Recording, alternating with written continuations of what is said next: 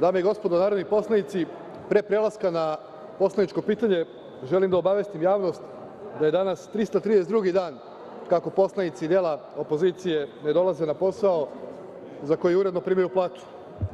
I drago mi je što su se i neki mediji zainteresovali za ovu temu koju često potenciram ovde u Narodnoj skupštini, jer je važno da građani znaju koliko košta njihov nerad i kakav je zapravo njihov odnos prema funkciji koju obavljaju, prema Narodnoj skupštini, ali i prema građanima Srbije.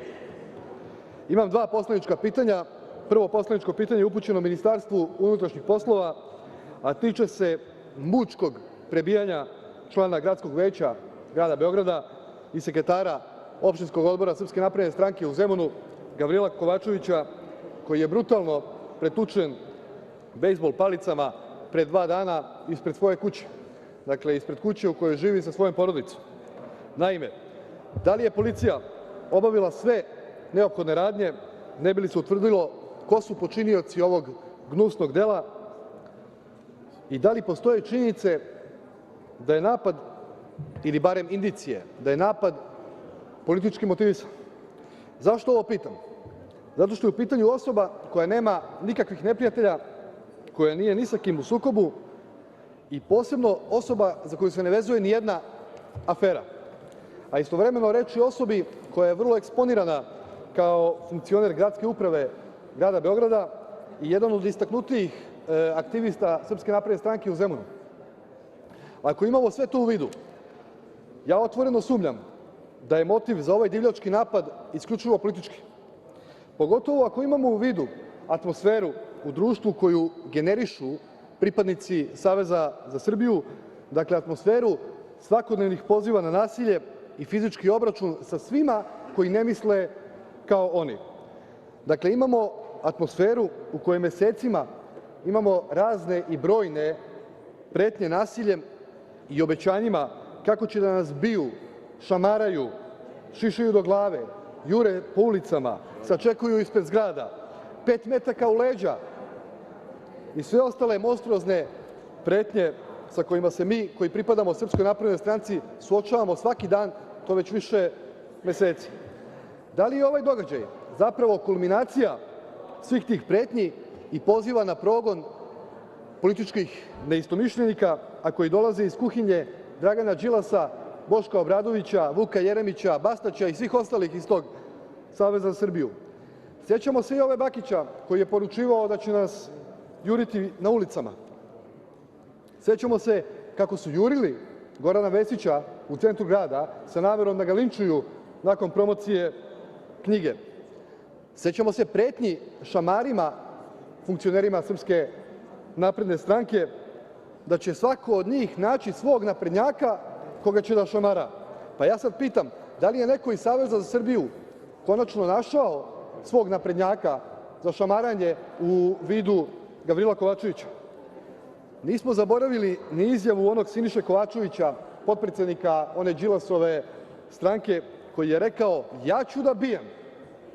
Evo što je rekao, potpuno hamletovski, biti ili ne biti. Ja sam tu dilemu razrešio, ja ću da bijem i više nema nedoumica, niti ih sme biti. Mi treba da bijemo na svaki način, ponavljam, na svaki način. Kako je tužno biti Kovačević, ali ne Dušan, već samo Siniša. Šta ovo znači? Jel ovo znači da svako ko ovo sluša treba da nađe, da odabere nekoga za koga mu se učini da je adekvatna osoba da se fizički obračuna sa njim? I odmah u startu da budemo načisto, niko od nas iz Srpske napredne stranke se ne boji nikog od njih. Dakle, mi znamo da su u pitanju kukavice obične. Dakle, jaki su samo kada su u gomili. Moje drugo pitanje je posledica toga porasta agresije i govora mržnje i stvaranja atmosfere netrpeljivosti i pretnji fizičkim nasiljem što je ovih dana u porastu, a kulminacija toga je naslovna strana NIN-a od juče. Pitanje je upućeno svim novinarskim udruženjima i posebno Savetu za štampu, onom savetu famoznom za štampu koji uvek nađe za shodno da kritikuje neke naslovne strane i tekstove u štampanim medijima, a za sada nismo dobili osudu naslovne strane, monstruozne, skandalozne, sramne naslovne strane NIN-a, ako može kamera da zumira, dakle, da li će reagovati i konačno osuditi, vrlo jasno osuditi, dakle, ne pokrivati sa nekim saopštenjima nemuštim u smislu da im nije jasna naslovna strana, da traže dodatno objašnjenje od uredništva i tako dalje. Tražimo jasnu osudu ove sramne i skandalozne naslovne strane NIN-a i postavljam pitanje koja je poruka ovakve fotografije? Koja je poruka ovakve fotografije? Da li je ovo direktan poziv na ubistvo predsednika Republike? Da li je ovo priželjkivanje ubistva predsednika Republike? Jer mi znamo sa kakvim mozgovima imamo posla. Mi znamo da imamo posla sa ljudima koji su se otvoreno radovali kada je Vučić završio na VMA, čak priželjkivali fatalni ishod. I na samom kraju, predsedavajuća, želim da poručim svima da ne nasedaju na laži kako je NIN povukao tobože naslovnu stranu. Nije ništa povukao NIN. Evo je današnja naslovna strana, ovo je današnji broj NIN-a. Na naslovnoj strani je fotografija Aleksandra Vučića na koga je upereno oružje, dakle mitraljez. Zahvaljujem.